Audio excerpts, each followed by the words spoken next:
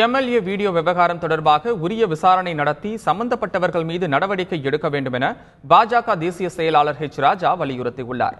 புதுக்கோட்டையில் செய்தியாளர்களிடம் பேசிய அவர், முன்னாள் முதலமைச்சர் ஜெயலலிதாவின் மறைவிற்கு பிறகு எப்படியும் ஆட்சியை பிடிக்கலாம் என்ற எதிர்க்கட்சித் தலைவர் ஸ்டாலினின் கனவு பலிக்கவில்லை என்று தெரிவித்தார். சரவணன் அது என்னோட குரல் இல்லைங்கிறார். அதனால இது ஃபோரன்சிக் லெபார்டரிக்கு அனுப்பி ஆய்வுக்கு உட்படுத்தப்பட வேண்டும். தவறு செய்திருந்தால் நிச்சயமாக வழக்கு தொடரவும் நடவடிக்கை எடுக்கவும் மத்திய அரசு இதில் என்ன செய்யணுமோ அது நிச்சயமாக செய்யும்.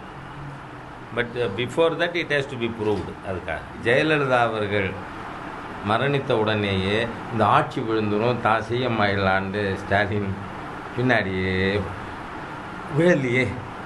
அதனால் ஒரு விரக்தியின் விளிம்புக்கே போயிட்டு அவர் என்ன பேசுகிறார் என்னன்னே தெரியலை.